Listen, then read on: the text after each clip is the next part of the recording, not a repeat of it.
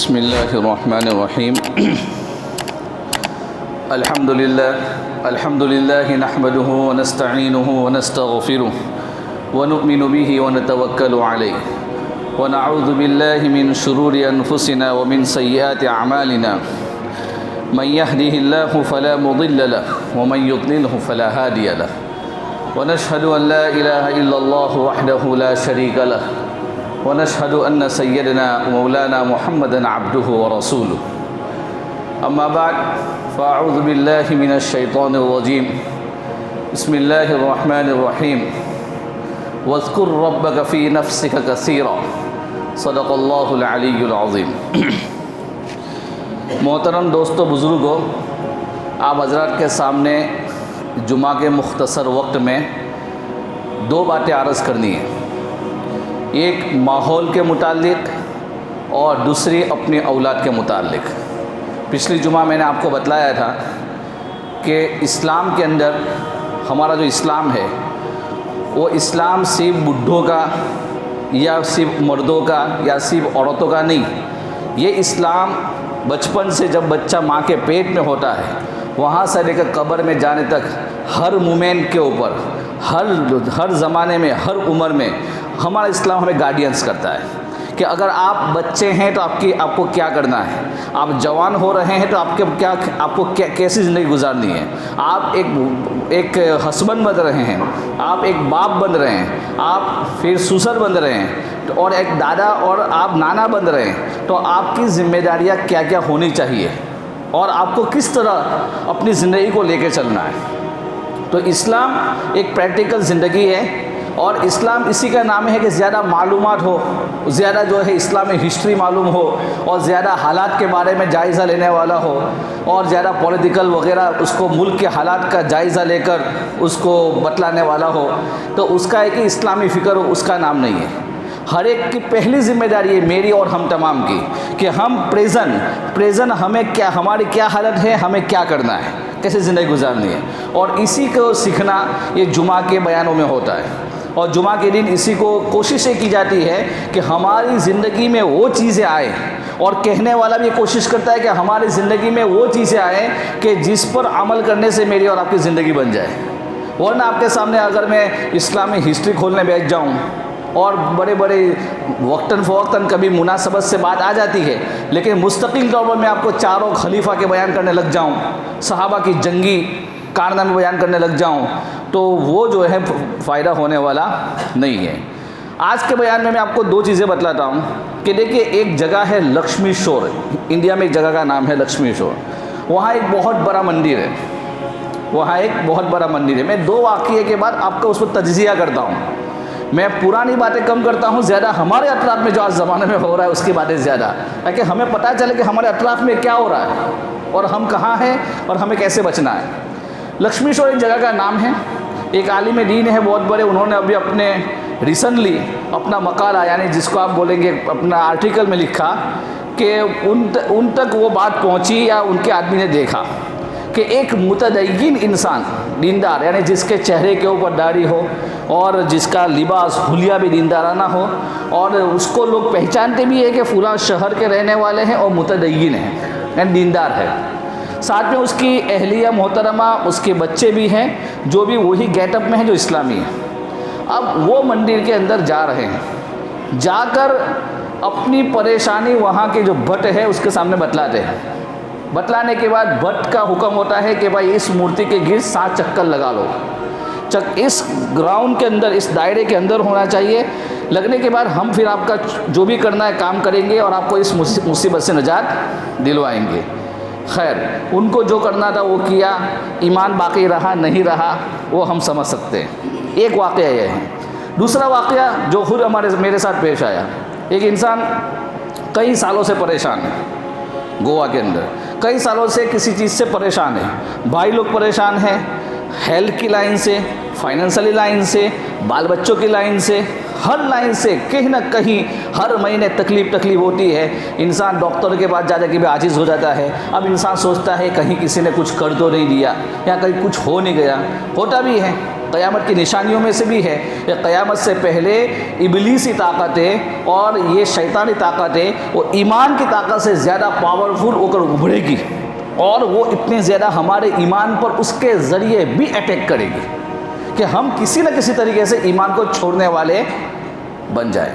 چنانچہ وہ آدمی وہ پریشان حال تھے۔ پریشانی کے بعد اچانک جو مستورات کی تعلیم ہوتی ہے وہاں ان کی بیوی چلی گئی، 1.5 مہینے پہلے کی بات چلی گئی۔ تو جو عورتیں ہیں انہیں بولا بہت دنوں کے بعد آپ آئے، کیا معاملہ ہے؟ آپ آتے ہی نہیں تھے۔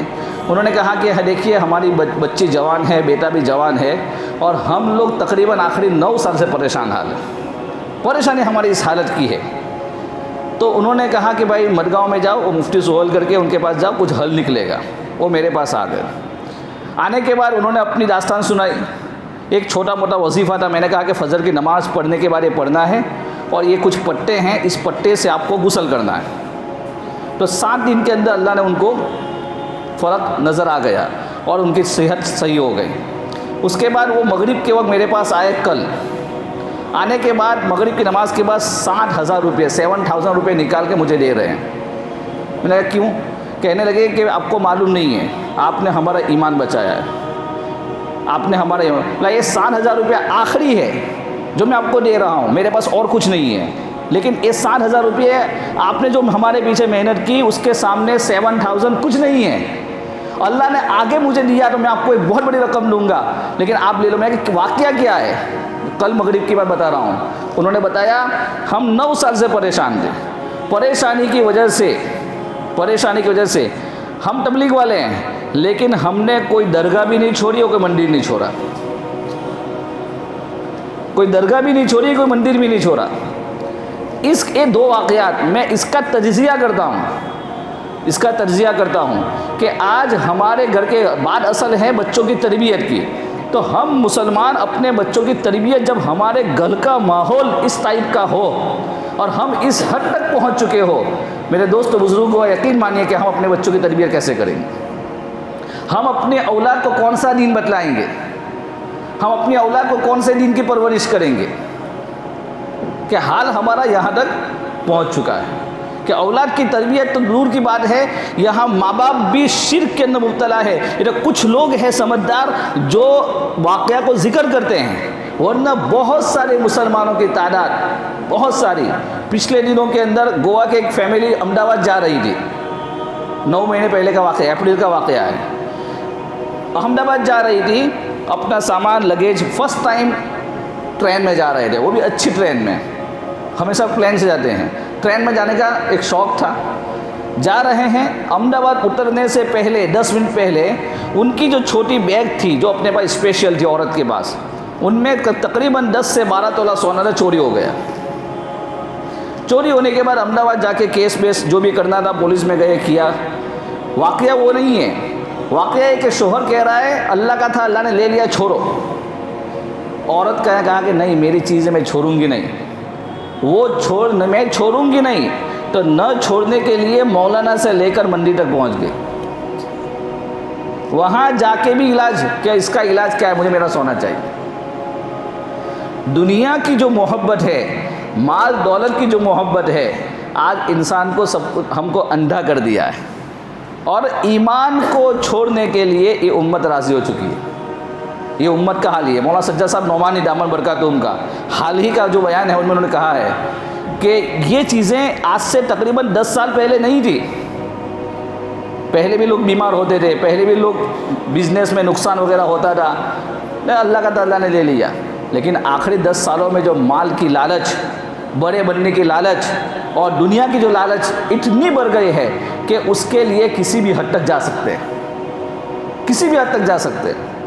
اور مارکیٹ کے اندر میں آپ کو ایک چیز بتلا دوں جو بعد میں شاید یاد نہ آئے، مارکیٹ کے اندر غیر مسلم نہیں، غیر مسلم کی بات نہیں کر رہا ہوں، غیر مسلم تو اس کام کے لیے بیٹھے ہیں کہ 1000-1500 روپے میں جادو ٹونا کرنا، یہ عام بات بن چکی ہے۔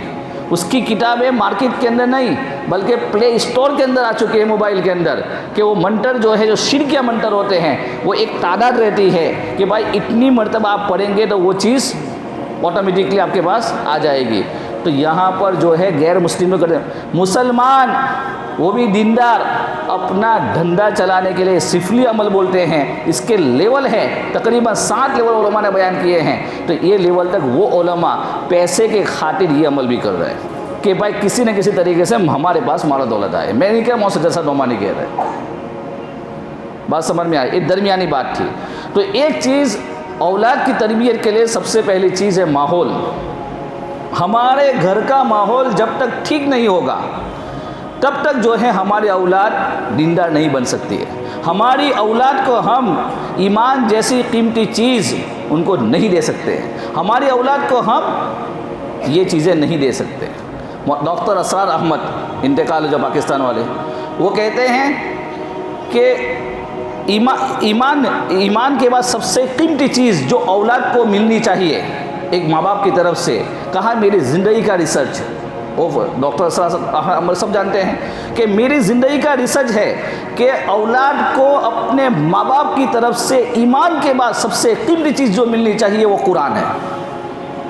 اور قرآن کے 2 لیول ہے. انہوں نے کہا قرآن کا پہلا لیول یہ ہے کہ آپ کسی مولانا سے کسی حافظ صاحب سے آپ خود ان کو پڑھنا سکھا دیں. یہ پہلا لیول ہے. یہ پہلا لیول ہے. اور قرآن کا دوسرا لیول یہ ہے کہ کم از کم وہ جو نماز میں پڑھتا ہے اس کا میننگ خود باپ سکھائے. مولانا کے بھروسے بنا رکھے. خود سکھائے کہ تو جو پڑھ رہا ہے اس کا میننگ کیا ہے. اگر آپ کا بیٹا جو لینگویج بھی جانتا ہے اس لینگویج میں اس کو وہ ترجمہ لا کے دے، وہ میننگ قرآن لا کے دے اس کو کہ بیٹے وہ باپ اس کے سامنے بیٹھے کہا کہ بیٹا اس کا میننگ یہ کہ یہ باپ کا حق ہے، یہ جو ہے مولانا کا حق نہیں ہے. اور مولانا فرماتے ڈاکٹر اسرار فرماتے ہیں کہ جن ماں باپ کو اپنے گھر کا ماحول درست کرنا ہے، اپنا گھر کا ماحول بنانا ہے، تو سب سے پہلی چیز اپنے گھر کے ماحول کو درست کرنے کے ماحول بنانے کے لیے پہلا گھر کا ماحول، پھر فرینڈ سرکل کا ماحول. میں گھر کے ماحول کی بات کر رہا ہوں. تو کہا اپنے گھر کا ماحول دیندار بنانے کے لیے اسباب استحضار اللہ، یعنی اللہ تعالی ہمارے دل میں ہے، اس استحضار کے اسباب کو پیدا کرے. کیا فرمایا؟ آسان لفظوں میں کہتا ہوں. فرمایا کہ ہم ایمان والے ہیں، قرآن ہو حدیث ہو، مسلمان ہیں، چاہے مولانا ہے، مفتی ہے، قاری ہے، ڈاکٹر ہے، انجینئر ہے یا گیرج میں کام کرنے والا ہے. ہر مسلمان کی آخری انتہا یہ ہے، چاہے اس کے پاس علم ہو یا نہ ہو، اللہ تعالیٰ کا استحضار دل میں پیدا ہونا. استحضار اللہ تعالیٰ کا استحضار کہ اللہ تعالیٰ میرے دل میں ہے، اللہ تعالیٰ مجھے دیکھ رہا ہے، اللہ تعالیٰ میرے ہر اعمال کی خبر رکھتا ہے، میں جو بھی کچھ کروں گا اللہ مجھے پوچھنے والا ہے. یہ استحضار ہر ایمان والے کی ذمہ داری ہے، ہر ایمان والے کے دل میں ہونا چاہیے. یہ صرف مولانا کے ذمہ نہیں. اچھا 2 چیزیں ہیں، ایک ہے علم اور ایک ہے استحضار. علم اگر کسی نے مدرسے میں وقت لگا کر 2 سال سے لے کر 10 سال کا کورس کر بھی لیا تو علم کا ہونے سے ضروری نہیں کہ اللہ کا استحضار دل میں پیدا ہو جائے. عالم ہو، مفتی ہو، ڈاکٹر ہو، انجینئر ہو، کوئی بھی ہو، میڈیکل سائنس کے اندر بھی انسان اگر اللہ تعالیٰ کا استحضار ہے، اللہ کا خوف ہے، چاہے میڈیکل کالج کے اندر دین کا ماحول نہیں ہے لیکن اللہ کے استحضار کی برکت سے وہ انسان کی سرجری کرتے کرتے اللہ تک پہنچ جاتا ہے. بہت سارے لوگ ہیں کہ میڈیکل سب سے زیادہ سائنس اور میڈیکل سائنس سے لوگ اسلام قبول کرنے والے بنے سب سے زیادہ. کیوں؟ کیونکہ اللہ نے انسان کی جو یہ بناوٹ بنائی ہے، اللہ نے جو انسان کو بنایا ہے وہ بنانے کے وہ انسان غور کرتا ہے تو اس کی زبان سے بے اختیار کلمات نکل جاتے ہیں، فتبارک اللہ احسن الخالقین. کیسے بنایا؟ اس لیے محمد علی جمیل صاحب کہتے ہیں کہ میں جب کالج کی اسٹوڈنٹوں کے درمیان بات کرتا ہوں اور اس ٹائپ کی اللہ کی کاریگری پر بات کرتا ہوں تو وہ ڈھارے مار مار کر لڑکے لڑکیاں روتے ہیں. لیکن جب میں علماء کے درمیان بات کرتا ہوں تو کسی کے چہرے پر کوئی اثر نہیں آتا. وجہ اس کی یہ ہے کہ ہمارے اندر جو علم ہے، جو اس علوم اسلامیہ کے اندر پہلے 5 سال جو علم پڑھایا جاتا ہے وہ بطور کی یعنی کہ آگے قرآن و حدیث سمجھنے کے لیے جن گرامر کی ضرورت ہے وہ گرامر پڑھایا جاتا ہے اور وہ گرامر کا تعلق دل کے ساتھ نہیں ہے. اور میڈیکل سائنس وغیرہ کا تعلق ڈائریکٹ دل کے ساتھ ہے، انسان کے دل پر ڈائریکٹ اٹیک کرتی ہے بات. تو ہم کو ایمان والا بنایا تو ہر ایمان والے کی ذمہ داری ہے استحضار اللہ کہ اللہ کا استحضار ہو. کوئی گناہ کرنے سے پہلے، کوئی غلط کام کرنے سے پہلے، دھوکہ دینے سے پہلے، بزنس کے اندر چیٹنگ کرنے سے پہلے، کسی کا حق کھانے سے پہلے اگر ایک سیکنڈ کے لیے اس کے دل میں آ گیا کہ اللہ کو کیا جواب دوں گا، یہی استہزار ہے، یہی استہزار ہے۔ غلط کام کرنے جا رہا ہے، پہنچ گیا اور آیا کہ ابھی میں کر لوں گا، اللہ کو کیا جواب دوں گا، یہ ہے استہزار۔ کھانا کھانے کے لیے بیٹھ رہا ہے اور کھانا کھانے سے پہلے سوچ لیا کہ اللہ کا دی ہوئی نعمت ہے، یہ استہزار ہے۔ یہ مقام ہر ایمان والے کی ذمہ داری ہے۔ اگر یہ چیزیں ماں باپ کے اندر ہے، آپ سوچو تھوڑی دیر کے لیے، کیا اولاد کے اندر پیدا نہیں ہو سکتی؟ تو فرمایا کہ سب سے میرا ایمان جو ہے یہ استحضار اللہ ہمارے دل میں پیدا ہونا ضروری ہے، اور اس کے اسباب کیا ہے، اس کے وسائل کیا ہے کہ یہ چیز ہمارے اندر آئے؟ تو کہا اس کا سب سے بڑا اور سب سے ہائی لیول استحضار اللہ کا پیدا کرنے کے لیے قرآن کریم کی تلاوت۔ قرآن کریم کی تلاوت، چاہے وہ سمجھے یا نہ سمجھے، اگر وہ قرآن کو سمجھتا ہے الحمدللہ بہت اچھی بات ہے، بہت بڑی بات ہے۔ نہیں سمجھتا ہے پھر بھی قرآن کی تلاوت کر رہا ہے تو فرمایا یہ پہلا لیول ہے کہ قرآن کی تلاوت سے بڑا اللہ کا استحضار ہمارے دل میں پیدا ہونا ممکن نہیں ہے۔ اور دوسرا اسباب ذکر میں سے، اسباب استحضار میں سے دوسرا یہ ہے کہ نماز، کہ جو مومن کی زندگی میں نماز نہیں ہے اس کے دل میں اللہ کا استحضار پیدا نہیں ہو سکتا۔ جس مومن کی زندگی میں نماز نہیں ہے اس کی زندگی میں اللہ کا استحضار پیدا نہیں ہو سکتا۔ کیوں؟ وجہ اس کی یہ ہے کہ نماز کے اندر زبان سے بھی ذکر ہے اور پریکٹیکل بھی ذکر ہے۔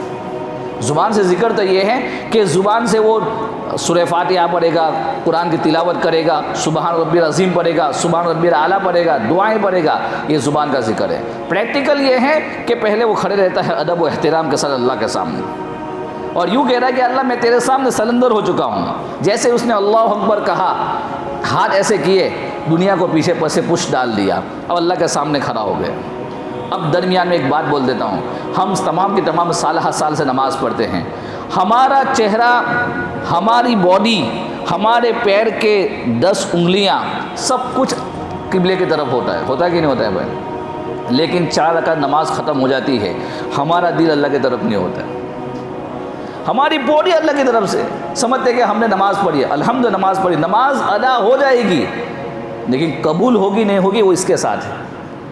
نماز آپ نے قبلہ دیکھا، قبلے کی طرف نماز آپ نے پڑھنا شروع کیا، آپ نے تمام فرائض، تمام واجبات، تمام سنن مستحبات کی رعایت نماز پڑھ لی، لیکن 1 سیکنڈ کے لیے، 1 منٹ کے لیے آپ کا دل یہ نہیں رہا کہ میں نماز میں ہوں، میں کچھ نہیں سوچوں گا، میں صرف یہ سوچوں گا کہ نماز چل رہی ہے، قرات سن رہا ہوں اور تسبیح پڑھ رہا ہوں، اور وہ آپ کی نماز میں کچھ بھی نہیں ہے۔ نماز ادا ہو جائے گی لیکن نماز قبول ہوگی نہیں ہوگی وہ اللہ کے ہاتھ میں۔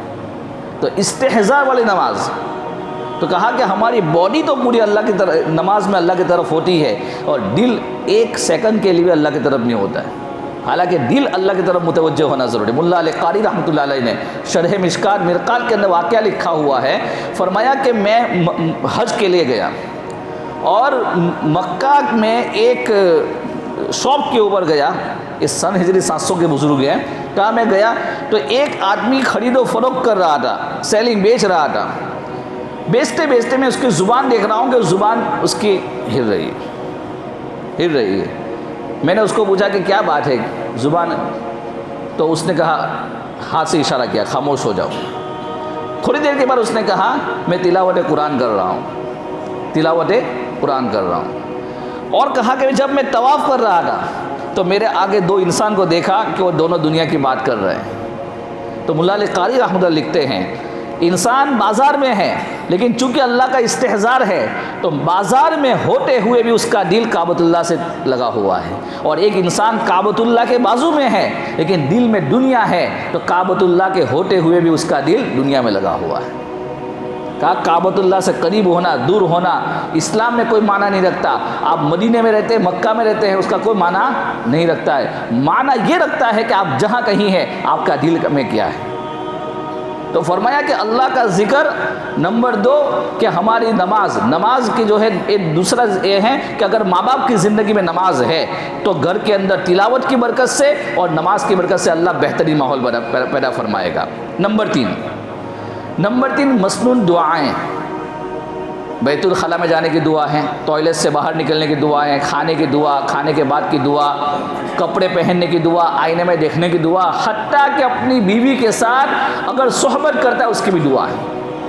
اللہ کے نبی نے ہر موقع پر دعا فرمائی۔ صبح اٹھتے ہیں، صبح اٹھنے کے بعد کہا کہ آنکھوں مل لو اور دعا پڑھو۔